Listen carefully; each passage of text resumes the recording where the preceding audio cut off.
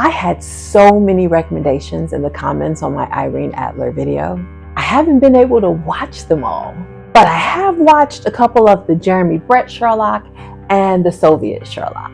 The Jeremy Brett Sherlock was very faithful to the Irene Adler story, so I am very grateful that it exists, and I'm grateful for you guys for pointing it out to me. Well, there's nothing like success for curing insomnia. Good night, Mr. Sherlock Holmes. Mr. Sherlock Holmes, I believe. I am Mr. Holmes. My mistress told me you were likely to call. But you know, I have been trained as an actress myself, and male costume is nothing new to me.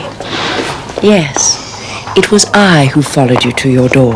As to the photograph, your client may rest in peace. I love and am loved by a better man than he. So far, the recommendations have been spot on, and the Jeremy Brett and the Soviet Sherlocks have been the best adaptations I've seen of Sherlock so far. But at the top, it's Jeremy Brett who has replaced Benedict Cumberbatch in my rankings of the most faithful adaptations of Sherlock. Is it not a pity she was not on my level? From what I have seen of the lady, yes, indeed, she is on a very different level to your majesty. I haven't watched Moriarty the Patriot, but it's on Crunchyroll, so I will be watching that soon. I haven't found the Wishbone episode, but since so many people have recommended it as a faithful adaptation, I have to see it now. As far as the show that first inspired me to write about these Sherlock adaptations, Watson introduced Lestrade last week, so I guess he's going to be involved in criminal investigation soon. But now, let's talk about Sherlock's older brother, Mycroft Holmes.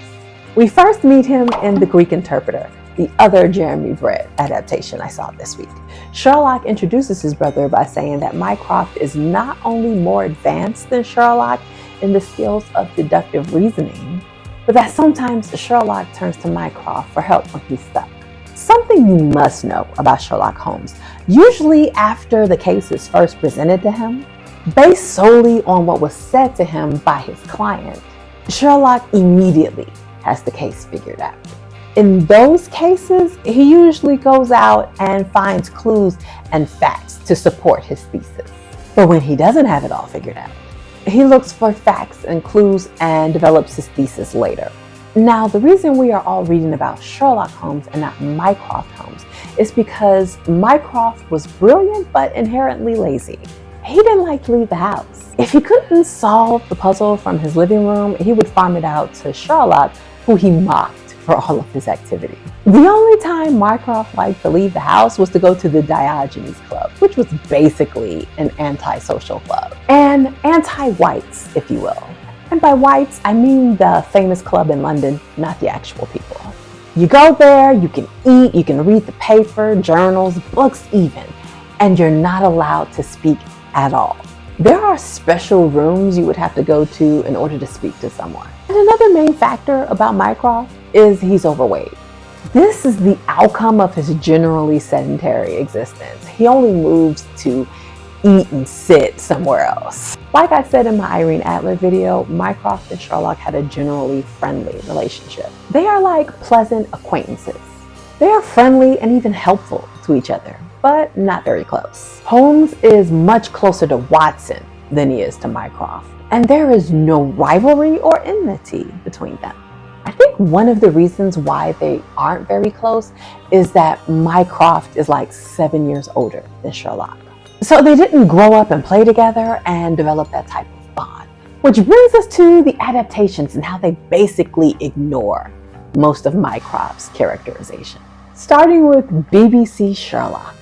This Mycroft almost felt like an insult to me. First of all, he and Sherlock had a sibling rivalry and their relationship was filled with dissension. I'm not lonely, Sherlock.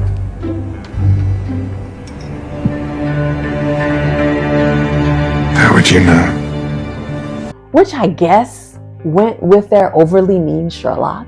Someone that mean probably wouldn't get along with his siblings.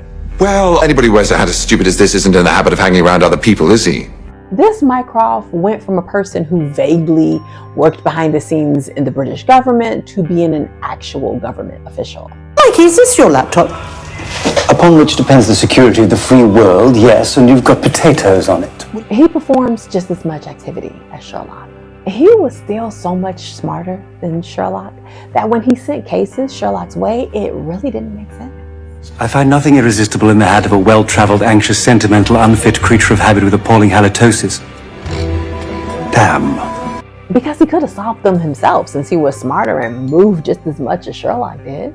Plus, he had a team of people who could have done the activity for him. And the thing I hate the most, this Mycroft was formerly fat.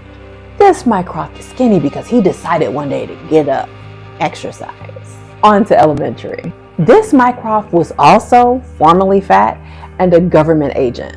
He and this Sherlock also didn't get along, and I can't remember why. I knew you were lazy, I knew you were an idiot, but to allow a criminal syndicate to set up shop in your stupid restaurant. I told you. You were sick. I wish it had taken you. The leukemia. I wish it had rotted you to bones. I get people love Rhys Ifans, but just no. Fingerprint transference would be child's play to a well-trained spy, and if you don't know that by now, then you deserve to be framed. I particularly like the remote starter function.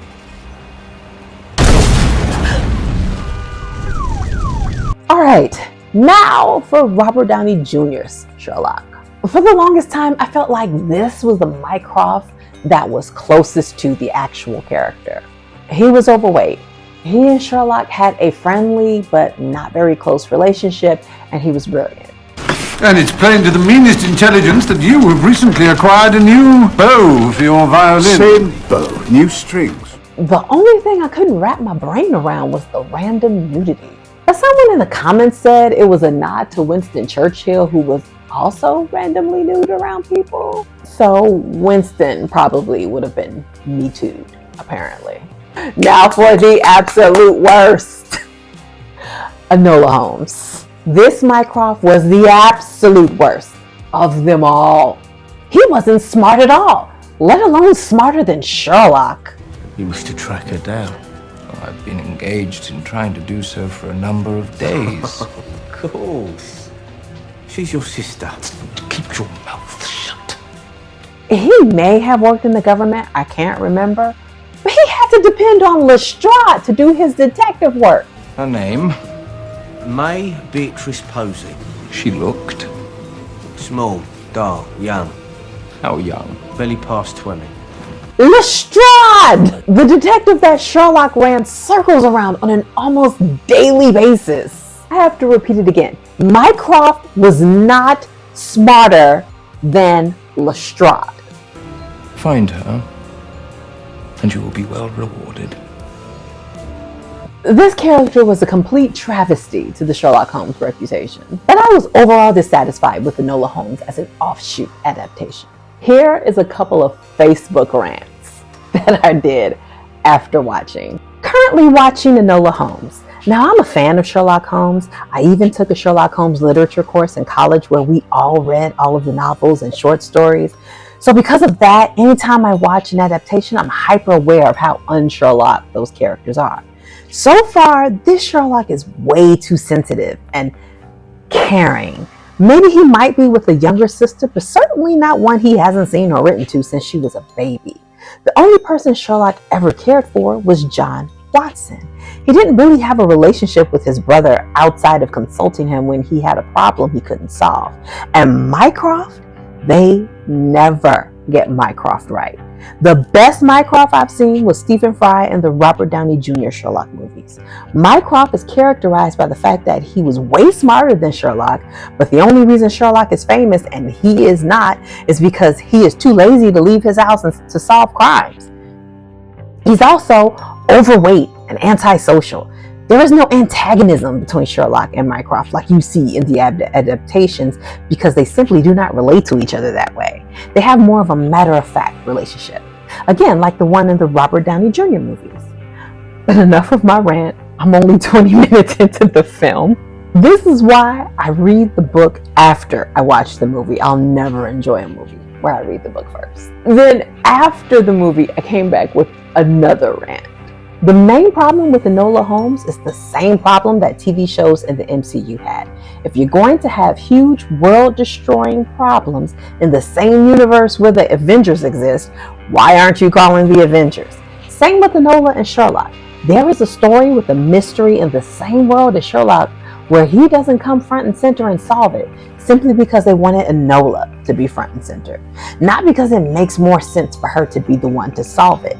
You couldn't even use Sherlock's regular reason for turning down a case. It isn't interesting or challenging because Sherlock immediately knew what was behind the mystery. So why didn't he solve it? It involved the integrity of England, something Sherlock definitely would have been concerned with, and because it concerned the government, Mycroft surely would have been involved. But they decided to make Mycroft arrogant and foolish, probably because they were already ignoring one Avenger they didn't want to ignore two. So you have the problem of adapting a story using two famous literary characters where you have to completely change their personalities because otherwise it doesn't make sense that they aren't the stars of the show. And when you have to do that, I say don't use the characters. People know and love these characters. If you want to use these characters to draw an audience, you're just going to piss off the audience you draw. There are people who don't care about the Holmes characters, so they would enjoy the movie either way. They are not watching because of Holmes, so create an entirely brand new character. If you write a good story, people will watch. This did not do the new or old characters justice. I really wonder if the screenwriter has read a single Sherlock Holmes story. Unfortunately, you were wrong. I wash my hands of her. Very well. All the better. So yeah, I didn't like Enola Holmes. Next, we move on to Watson. We only see Mycroft briefly in the Irene Adler episode. He was at the Diogenes Club, but in his very little screen time, it was established that he and Sherlock had a contentious relationship because he had kept the ring that he was wearing when he punched Sherlock in the face. And of course, he was thin. It was too little time to discover if he was actually smarter than Sherlock or if he worked in the British government. Do let me know if that parasite is lying. I'd love to make life inconvenient for her. Now for one of the latest adaptations I just watched, the Jeremy Brett Sherlock Holmes. After watching the Greek interpreter episode of the Jeremy Brett Sherlock, I do have to say this is the best Mycroft I have ever seen. And a non-commissioned officer. Relativity, I fancy. And a widower. With a child. Children, my dear boy. Children. The fact that he's doing his own shopping looks as though it was his wife. He's been buying things for children. He was smarter than Holmes, made fun of Holmes' activity, hung out at the Diogenes Club, and had a pleasant but not too close relationship with Sherlock. The only nits I can pick is that he wasn't as overweight as I remember Mycroft being described. And I don't remember him being in on the action of the climax, but that could just be a bad memory. Finally, there's Soviet Sherlock. Now this Sherlock is very close to the books, but I'm not too crazy about this Mycroft. He seemed kind of arrogant and had that era of feeling like he was better than Sherlock. Jeremy Brett's Mycroft was better than Sherlock without having to hold it over Sherlock's head. Oh, and Soviet Mycroft is also not fat. So why is it so hard to get Mycroft right? I tend to think about two things I've heard from people regarding sibling relationships in fiction. First, there was Julian Fellowes, creator of Downton Abbey, who once said, "It is a sort of popular myth in films and television that siblings adore each other. They sit on each other's beds and cry and all that." I can only say that that has not been my life experience. And I think siblings jar against each other quite as often as they adore each other, if not more so. The second is from my oldest sister, who I get along with very well, despite our huge age gap. She hates when I point out how much older than I she is. She said that writers tend to write unnecessary sibling conflict because that is their experience. not because it is more true than siblings who get along together. Julian does admit that hasn't been his life experience, but his singular life experience doesn't preclude the opposite from being true. I think modern writers tend to want to add conflict to everything, and sibling rivalry is an easy conflict to add. I personally feel like easy solutions is lazy writing. Kind of like how in a lot of fantasy YA, the main chosen one character always seems to be an orphan. You don't have to deal with the conflict of the chosen one having to contend with his parents. Which is why in my fantasy YA novel, I left the chosen one's parents alive to see how that chosen one will have to navigate that situation. There is also the having Mycroft go from being a government consultant to outright running the British government. Maybe they just don't know how to adapt that to modern times. But at least in America, there are experts that the government can turn to in their times of need. I think Mycroft could have been something like that. Finally, there's just the making him not fat. I don't think this would bother me as much if everything else about him stayed the same.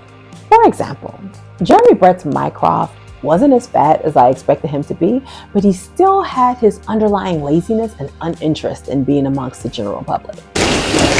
Well, brother mine, we seem to be heading down the path of crime. The only path I intend to take is the door to the Diogenes Club, which I shall close behind me. These Mycrofts are not only not fat, not lazy, and generally integrated into British society. There really is no use for Sherlock in these Mycroft's lives. He serves no real purpose for him.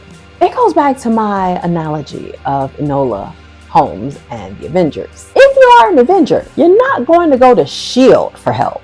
You're going to take care of the problem yourself. Seriously, thank you for all of your Sherlock Holmes recommendations. It renewed my faith in humanity's ability to faithfully adapt a beloved character. So I really look forward to seeing what your other recommendations bring. So, who's your favorite Mycroft? I am very interested in seeing the recommendations on this video in the comments. If you enjoy my videos, please support my channel by subscribing, joining my membership, or donating through Ko-fi, Cash App, or Super Thanks. Or you can purchase merch related to my fantasy novel, or just buy my fantasy novel, The Fairy Princess. And let's continue the conversation in the Fairy Princess Facebook group. All links in the description.